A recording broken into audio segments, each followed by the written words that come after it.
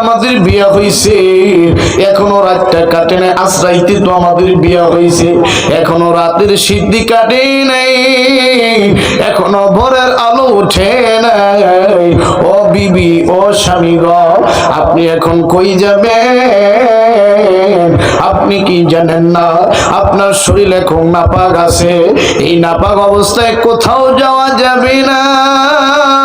যান যান, আপনি ফরজ গোসলটা করে নেন, এই ফজরের নামাজ আদায় করিয়া তারপর ধীর স্থির ভাবে আপনি বের হয়ে যান।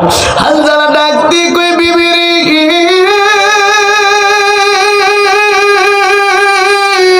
আমার ফরজ গোসলের চাইতে, আমার ফরজ নামাজের চাইতে, আমার কামনেওয়ালা রাসূল আরবি, আমার অন্তরের প্রেমময় একজন ব্যক্তি, আমি নবীকে ছাড়া থাকতে পারবো না। আমার নবী দুনিয়ায় নাই রে বিবি, দে দে আমাকে তরবারিটা দে। যুবক, ওই সময়ের সাহাবী, দেখো তার ইমানের কত সুপারমেটিভ পাওয়ার ছিল। আর এই যুগের কোন যুবক যদি বিয়া করে, 5 দিনও ঘর থেকে বের হয় না, বাজার যায় না, বন্ধু বান্ধবের সাথে কথা বলে না, মোবাইল বন্ধ করে থাকে, বন্ধ করে রেখে খালি বউকে সময় দেয়। ওই সময়ের যুবকরা বউকে কোনোদিন দাম দিত না, ইগনোর করত, যতটুকু মর্যাদা ততটুকুই দিত। আমার বন্ধুগণ বিয়ের ব্যাপারে বউদেরকে কখনো বুঝতে দিতেন না। ডাক দিয়ে করলেন, বিবি রে, দে দে তরবারিটা আমার হাতে দে, আমি আর থাকবো না, আমি চলে যাব উহুদের ময়দানে। বিবি ডাক দিয়ে কই যাও, ও বিবি, আপনার শরীর তো ভালো, আপনি একটু ফরজ গোসলটা সেরে না। আমি ডাক দিয়ে কই, বিবি রে,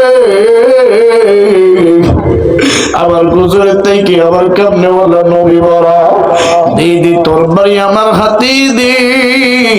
যেই মলবি কয় তরবারি দিয়া ইসলাম আহে নাই, বুঝতে ওই মলবির ইমানের ভিতরে ভাইরাস আছে। কথা বলেন ঠিক কিনা? একটু জোরে জোরে বলেন ঠিক কিনা? বন্ধুগণ, এবার হানজালা বিবির কাছ থেকে তরবারিটা নিয়া, এই তরবারি নেওয়ার পর আমার বন্ধুরে, এ সিরাজগঞ্জের যুবক, দেখো দেখো, আল্লাহ বলছেন মাল দ্বারা নফস দ্বারা আমার রাস্তায় সংগ্রাম করো। এই কথাটি আমার কথা না রে যুবক। আল্লাহ 49 নাম্বার সূরা, সূরার নাম হইল হুজুরাত, 15 নাম্বার আয়াত। বাড়িতে গিয়ে কোরআন খুলবি, বাংলা কোরআন থাকলে। আল্লাহ কি সুন্দর করে বলছেন, ওয়াজাহাদু, আমার রাস্তায় জিহাদ করো, বিআমওয়ালিহিম, মাল দিয়ে, ওয়া আনফুসিহিম, নিজের নফস দিয়ে, আত্মা দিয়ে, ফি সাবিলিল্লাহ, সিরাজগঞ্জের রোড নয়, হাইওয়ে নয়, ফি সাবিলিল্লাহ, আমার রাস্তা, আমার রাস্তা, আমার রাস্তা।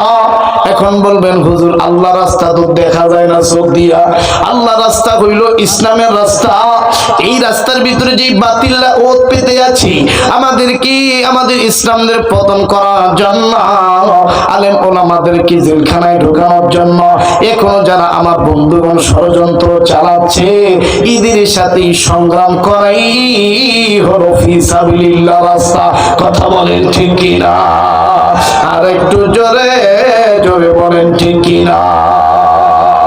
আমার বন্ধুগণ, আমার বাইরে দেশ, দাদা দাদি, দাদা দাদি, নানা নানি, অনেকে দেশ চালিয়েছে। আগামীতে দেশ আমার বন্ধুগণ কোনো মশারু গাঞ্জাল দিয়ে চালাইতে চাই না, মাথা দিয়ে চালাইতে চাই না, আন্ডারওয়ার্ল্ডের টেররিস্ট দিয়ে দেশ চালাইতে চাই না। আগামীতে দেশ চলবে